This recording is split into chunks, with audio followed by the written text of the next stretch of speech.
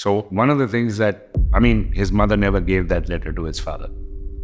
But one of the things he complained about was that his father had never given him a religious education.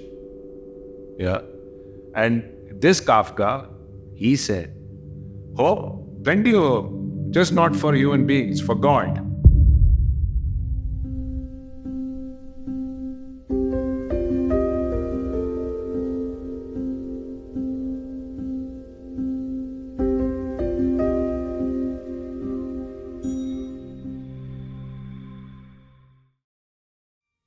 I'm sorry, Dave.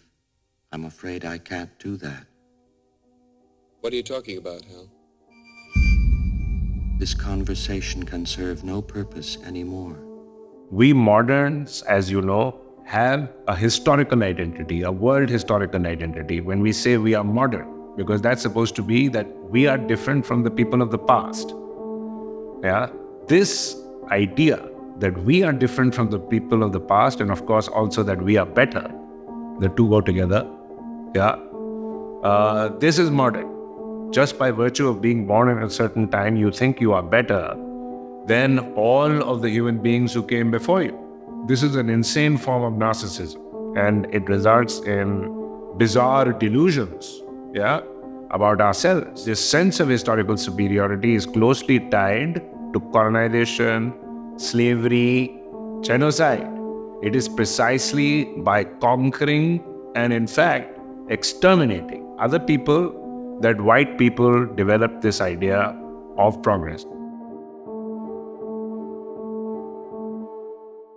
We moved to Saudi Arabia when I was young. Of course, I had my sister and then my brother, who was 8 years younger than me.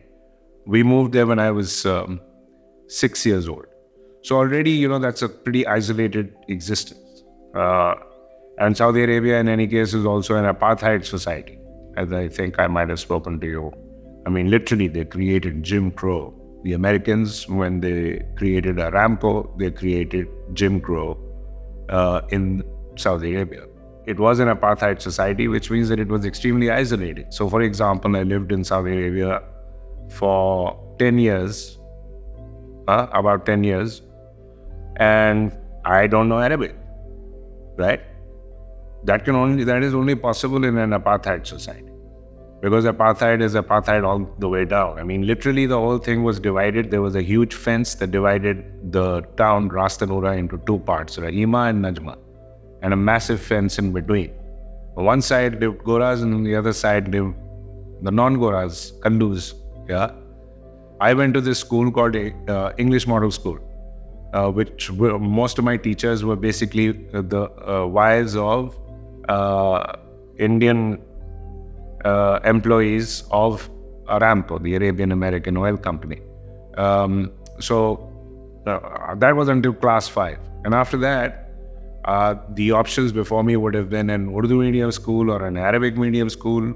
So that meant even more isolation. So from the age of 11, I was living away from my family. I was living at my aunt's house, but my cousins were, they were 15 years older than me. So I lived a very isolated life. And I spent a lot of time in the mosque, actually. And I think the habit of contemplation, etc., already started. My father is an atheist, yeah, but the rest of the family, both my father's side of the family and mother's side of the family, are Ahle Hadith, yeah. So there's no talk of spirituality. There's no culture of spirituality amongst these people. So Islam, for instance, was never considered a historical collectivity. Islam is a disposition. Islam is an orientation. That's what it means, literally submission. Yeah, so modern Muslims, for example, think of their past. When they think of their past, they think of an imperial past. The people of the past, when they thought of Islam, would not have thought of a grand imperial tradition. What they would have been concerned about is how to get close to God, how to become more ethical, how to transform themselves. By the time I was in my O-levels, A-levels, then I was introduced to Krishnamurti by this a guy who was 1 year senior to me, Hafiz Diwan. He's a big surgeon and a professor of surgery in the United States now. Yeah, I was very good at, physics and mathematics, etc. Actually, I wanted to be an astrophysicist for, at that time. But then I read Krishnamurti, I read Idris Shah. There was another crazy guy who was in my class at A-levels. He gave me some Dostoevsky and Freud, and all of that obviously completely changed my orientation. I mean, Krishnamurti had a really big impact. Mankind is me. The me is the history of mankind, the book of mankind. If I know how to read it, I don't depend on anyone. After my A-levels, my parents came back when I was, after my first year of A-levels, and I was living with them for a year and a half, whatever it was, and then I went off to Reed College. And I'd gone on this was General Zia's time, 1987 is what I'm talking about. The state of Pakistan would only give you foreign exchange, would only give you dollars if you were going to go study theater arts. Who would believe it? So I was on this 3-2 track because everybody used Reed College. All people from the third world used Reed College as a stepping stone to Caltech because they had a 3-2 program with Caltech. You'd get a BA in whatever from Reed, bachelor's in engineering from Caltech, and then you were set, obviously. But when I got back, so I ended up studying philosophy and left both of those subjects. Dr. Iqbal Ahmed used to write for Dawn, he used to write for also Newsline, which is where I worked when Razia Bhatti was the editor from 92 to 94. And he was trying to set up a liberal arts college called Khaldunia University. I wanted to create liberal arts. I wanted there to be liberal arts institutions in Pakistan. So I wanted to work with him. I wrote a review of his prospectus for Newsline, and in fact, that was the review that he would take to potential donors. So, yes, I really wanted to be involved in that, but that obviously didn't come to pass. I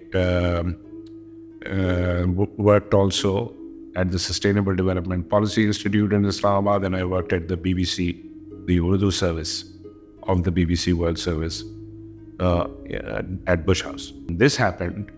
It was like a second chance, and mashallah, this thing actually came into existence. The world of investing can be a jungle. Bulls, bears, danger. Nobody ever said self-interest is a good thing. This new system came into existence and really at this point created this suicidal purpose of life, endless growth on a finite planet. It's suicidal, and now we are seeing the fruits of that, this development of capitalism and the reorientation of human existence. And so men had to be transformed. So why in the 19th century, for example, during this period of colonization, Goras used to tell us that we were effeminate. We were not real men. Goras were the real men because they were ruthless. Ambitious, ruthless. और पहले तो जो मर्द होते थे वो रोते धोते रहते थे, उनको तो कोई नहीं कहता था कि लड़कियों की तरह मत रो. There was actually a movement in the 19th century called muscular Christianity.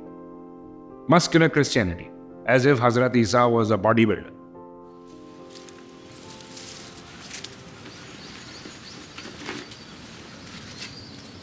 Hope has nothing to do with this word. So one hadith that gives me a lot of support these days, and I keep citing it to different people. Rasulullah said that if you are planting a tree and Qayamat arrives, he said you should continue planting the tree. If that is how you're supposed to understand hope, then immediately there is no possibility of hope. But hope has nothing to do with this word, because the basis of your action is not this word. The basis of your action is what is truth, what is justice, what is the good, what is beautiful. Our world is so ugly. Because the problem with modern people is that they have invested themselves in this world entirely. Yeah? So for them, hope, if the world is going badly, then there's hopeless, love of truth, yeah, love of the good, and love of beauty. The only things that are worthy of being loved in this world. And that's why you do whatever it is you want to do.